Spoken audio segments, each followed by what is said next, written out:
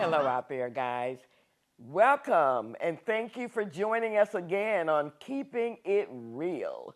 And this is for women 50 and older and anyone else that want to be in the know. This is the place to be. And we're here with some lovely guests today that's going to really help us with some of our questions on how involved should you be with your adult children in their lives. I know my daughter gets very upset at me many times. So we're going to talk about that. And but at first, let's meet our guest today and let you know a little bit about Ageless Divas. Ageless Diva is an organization for women of purpose. And we're all over right now. We're in Detroit, we're in Chicago, and we're in Virginia. And so if you're interested in joining us, you will see us on the content page. Just email me or website me and join us. Get involved with us. So right now, let us invite our exciting guest to join in with this conversation with us. First, we have Reverend Dr. Patricia A. Butler. She's a mother of three, plus three nieces and nephews that she's now raising, and she recently adopted. She is the godmother of 11, and she's a former educator, the author of a beautiful meditation book, and she's also the pastor, St. Luke Tabernacle Church in Detroit, community development manager for Cody Rouge Community Action Alliance. She's the first female fire chaplain, ladies, for Detroit Fire Department. Let's welcome Dr. Hello. Patricia. Okay, next we have Minister Marie Peoples. She's a mother of 8, grandmother of 27, Ooh. leadership perfecting church women's ministry. She's the founder and senior connect director of PEEPS as a community organization. She's married, ladies, and let me tell you something. This doesn't happen today, very rarely. She's married for 48 years to Willie Peoples, and together they have all these lovely children and everything else. We'll hear more about that later, I'm sure. And now, our next guest is the lovely Gladys. We have Gladys Perkins, who is a mother of 3, and she has 8 grands and 4 great-grands. She's retired from Key Automotive, community activist. She is also a member of the Franklin Park Association, Cody Rouge Senior Connect. And finally, we have Sandra. Sandra Ann Combs, happens to be my sister, by the way, and I have my cousin over there, too. A mother of 3. She's a grandmother of 9. She's retired from the city of Detroit, and she was board of directors for 38 years for PAL organization, which is the Police Athletic League, which is the East Side Cowboys, that recently gave her an award, leadership award, in her name. She's inducted into the Detroit Old Timers Hall of Fame, and she's a member of the Davison Baptist Church. Welcome, ladies. Oh, glad to be here. Welcome, Thank ladies. you. Are we ready to tackle this subject, ladies? Yes, we are. All right, we're going to get at it. Our topic today, again, is how involved should we be in our adult children's lives? And we have, all of us have adult children here. And I'm going to start with you, Sandra. You tell me, basically, what you do with your daughter, like when you wake up in the morning, or how do you deal with your outside family? Because you're at home by yourself now. Yeah, how do you deal, how do you make connection with your daughter, and in what way do you make connections with her? Well, we speak every day. She's a principal at a Caden school in Detroit, Michigan, and she lives in Ypsilanti, Michigan. So on her way home from going from school to home, she calls me every day. So we talk every day. She knows that I'm her friend, but foremost that I am a mother. Mm-hmm. So she was she was a late mother. She had kids later than most people in her generation. So I tried to advise her on some of the things that she should do, but she has her own method now of raising the kids. But as I say, I do give my little 2 cents in once in a while to let her know what I think.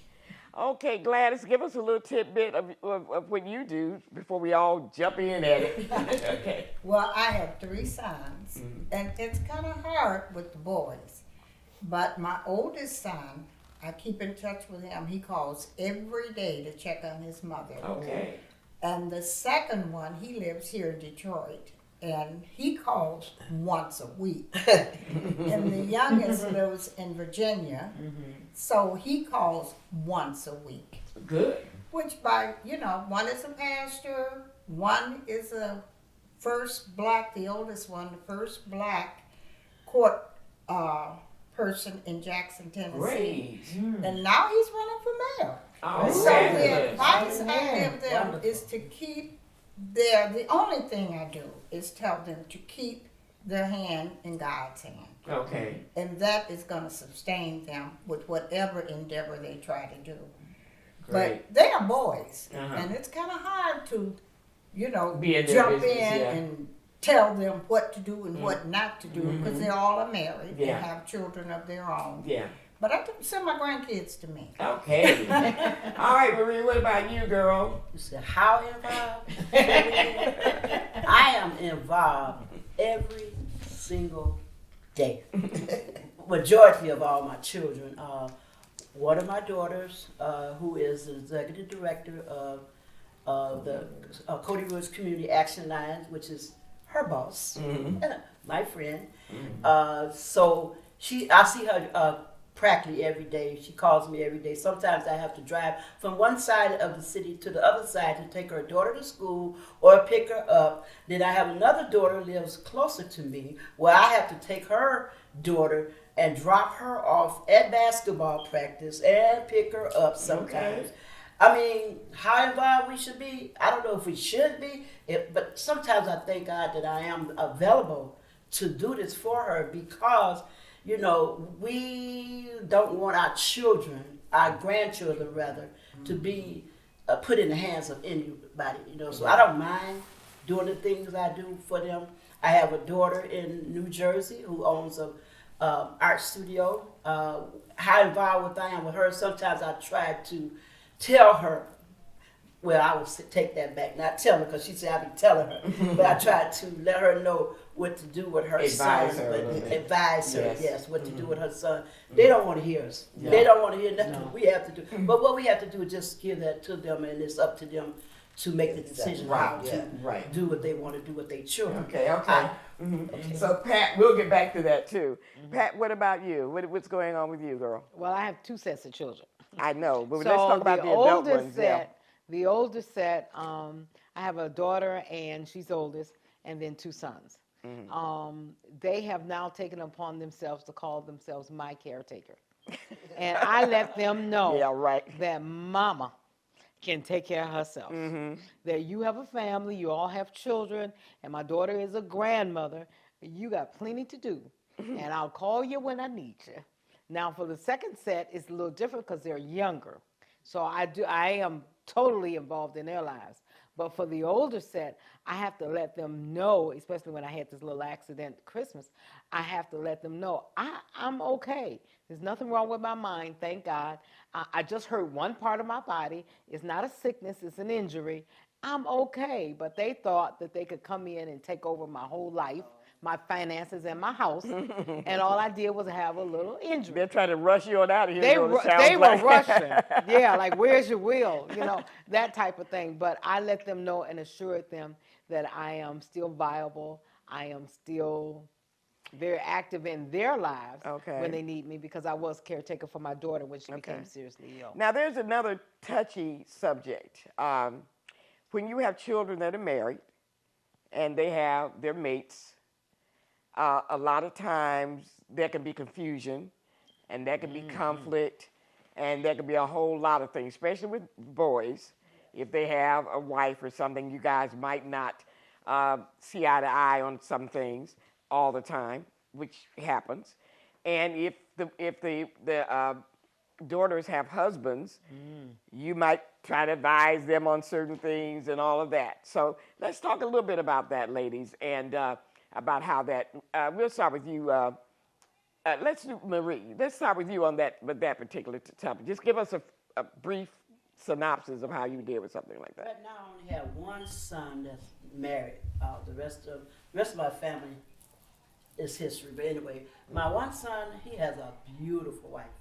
Even though we are far from each other, he's in Las Vegas and we're here. I love his wife. I mean, she's a beautiful person, but I know that I had to be step back to be second, in his life. And he, even though my son was my best friend, but I know once he got married that I had to step back. But I love his wife. She's beautiful. I never had any problems with her. She takes me as her mother. Great. And the reason why she does that, because she hasn't seen her mother in years, so she loves me as her mother. Beautiful. Okay, so what about you, Sandra? I know that you have. I have two sons. Yeah. Well, one of them is a widower, and the oldest son has a beautiful wife.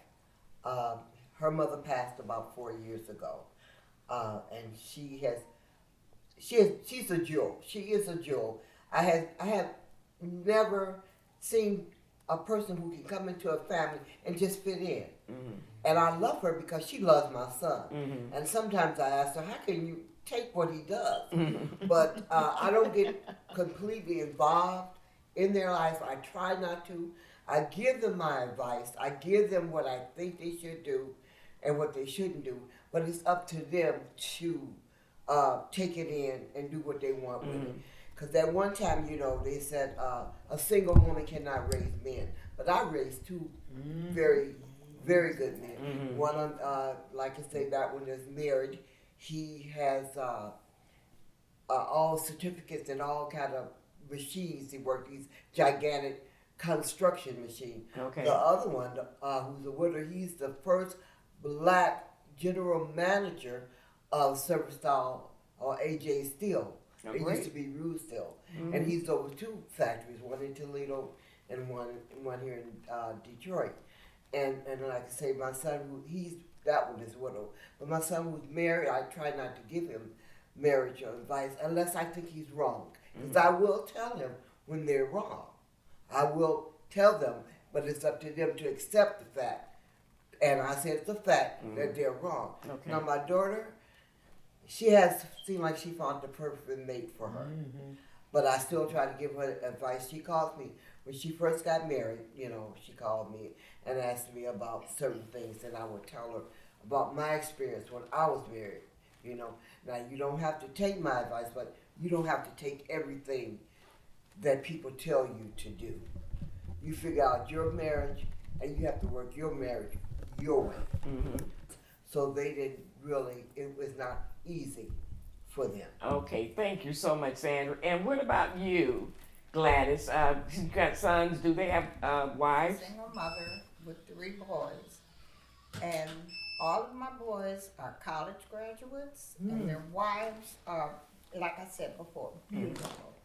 I have a school teacher, I have a pastor, and I have one that is running for mayor. And Southwest you've State. done a beautiful job, Beautiful. girl. And Beautiful job. I am so proud.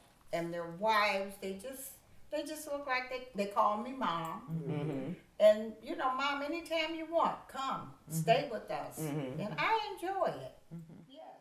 Well, I am also a single mom, and I never wanted to get married. I never wanted to get married. I saw how women, mothers, when I was coming up, how my mom and women of that era, how they had to deal with certain things. I wanted to be a career woman. I wanted to be a career person, but I wanted to be a mom, but only for one child, because there was 10 of us, and I was the second oldest. So I never wanted a lot of children, but I did want, and was very thankful that I got one daughter, one child, because she's like a blessing to me. She's a blessing to me. She literally, I'm the daughter that she never had, because she has 3 sons. So she treats me like the daughter she never had. Every time I turn around, she's buying me stuff, buying me clothes, buying me this. She has a wonderful husband who was a lieutenant colonel of the Marines. He's retired now, and they both work for the city of Virginia. It's the city, and they are doing some fabulous work there. They call me Mama B. All of her friends, everybody call me Mama B, and I do get involved. I do run my mouth with them.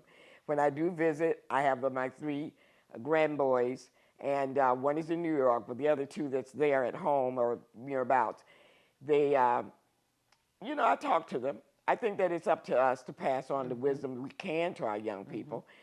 They can take in what they want. They can dismiss what they don't want. I know one of my middle grandsons told me once, said, Grandma, I know, they call me Nana. Nana, I know that you think we don't listen, but we're young now. Now, this is the young one. He said, we're young now. Keep on talking, because one day it's going to make a difference. That's good. He said, keep on talking. Keep on talking. And so that really encouraged me to do that. And there was a comedian made a statement. It was really, really real. He said, you can either raise your children so that you can spoil your grandchildren, or you can spoil your children and end up raising your grandchildren. So that was a profound statement. That's powerful. And I remembered that. And that's what a lot of people do. They end up raising their grandchildren because they spoiled their children. So, yeah, there's no guaranteed anything. There's nothing guaranteed. That's right. There's nothing perfect. It's all trial and error. We don't ever know what's going to happen. But we can say that, especially in the black community, it takes a village to raise children. It does. And we do deal as a village in our community. Our churches, our families, everybody sort of pitch in and help out, and whenever they're needed, they come together. And so we're thankful for that. At least I know I am. So we're gonna have final words, guys, about basically when you do talk to your grandchildren, you know that their parents are teaching them a certain way, and you might have the old way, as they call it.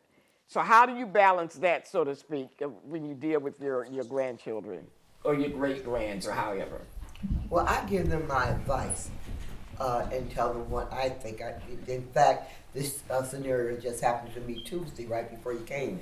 My granddaughter, who goes to Jackson State, came in, and I gave her my advice, and I told her this.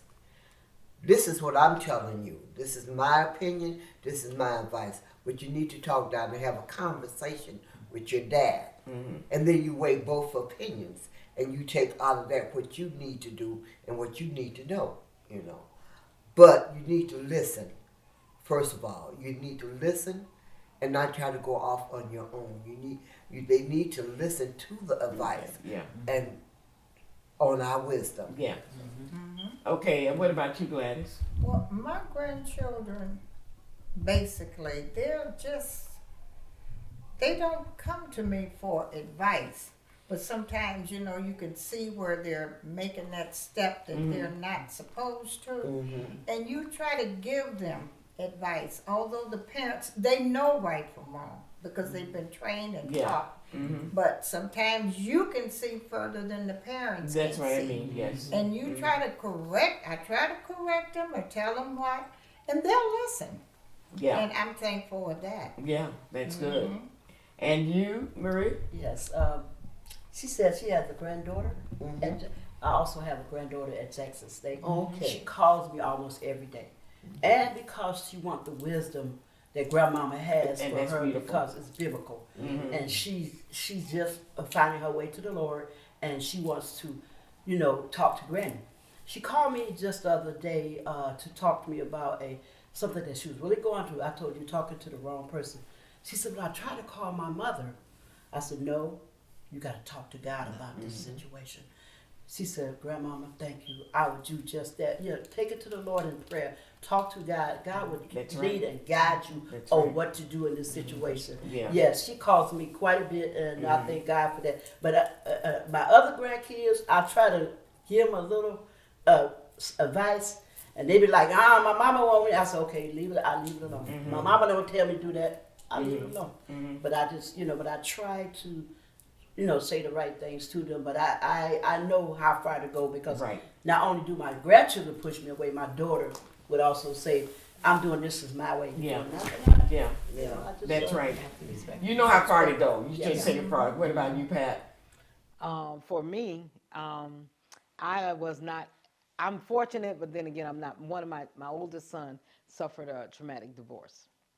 It was traumatic, and to this day, my daughter-in-law still calls me Ma, and calls me, and we talk and things like that. But to be in the middle of a traumatic divorce, it was tragic. Yeah, taking sides and being in the taking middle sides, is bad. and I said I can't take sides. And her mother and father and I are very, very good friends. We used to live across the street from each other, and so we all suffered the trauma of the divorce, acknowledging that this little family, because I only had one child, may not be together, but we're not going to take sides. We're going to tell them the truth. We're going to give it to them straight.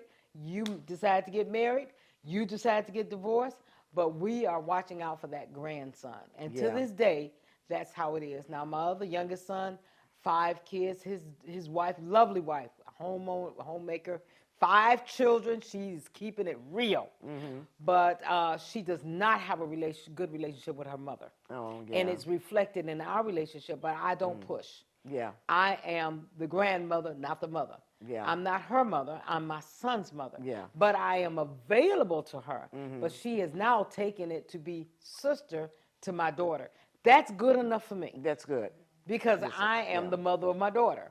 So you have to take whatever it is and use it, but stay far away enough where I don't get involved in the drama. That I stay in my place as a mother and a grandmother. And so we do try to remember that.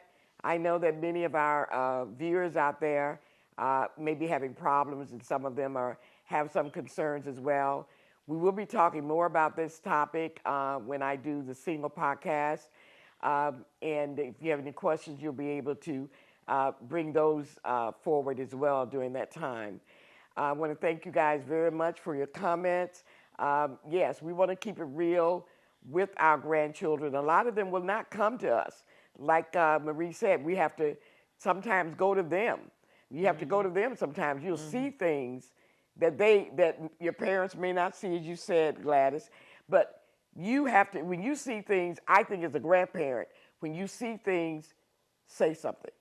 Because when something happens, you say, I wish I would have. In my situation, I'm going to say it, and if something goes, at least I said it.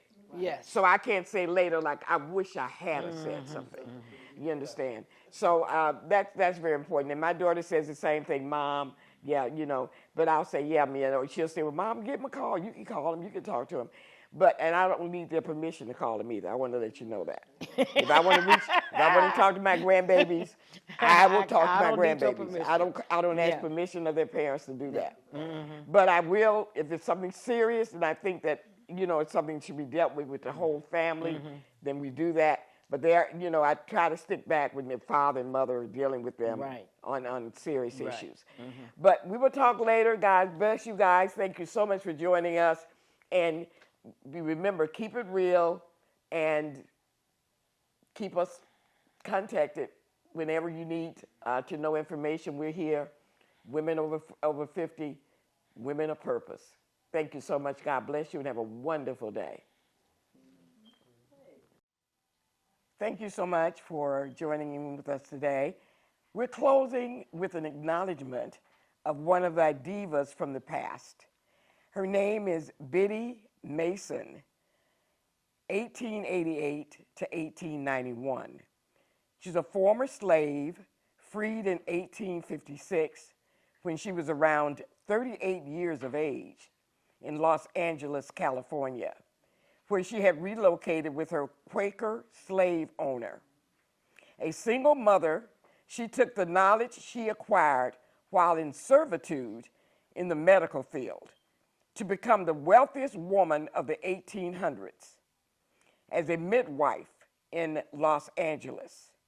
Her wealth at the time of over $300,000 is equivalent today to around 10 million.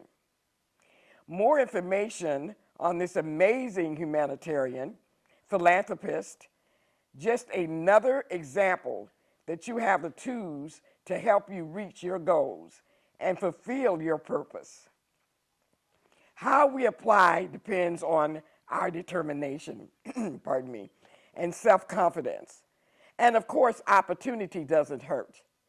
Research more information about the journey of this dynamic historian diva. Make sure you push the like button and subscribe so that our ageless challenge continues to grow. You can also support us through Patreon to help us bring more content like this. Look for my single podcast where you and I will be reviewing this progressive topic, and there you can voice your opinion. Until then, remember, you are an ageless diva.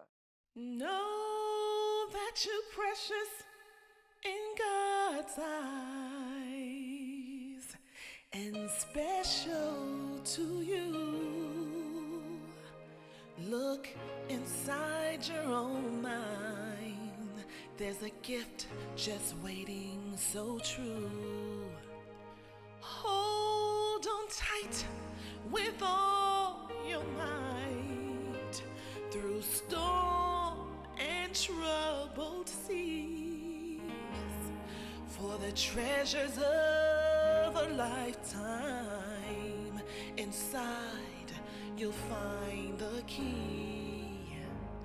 Inside you'll see, deep inside you see the greatness of all you can be. Hold your head up high as you reach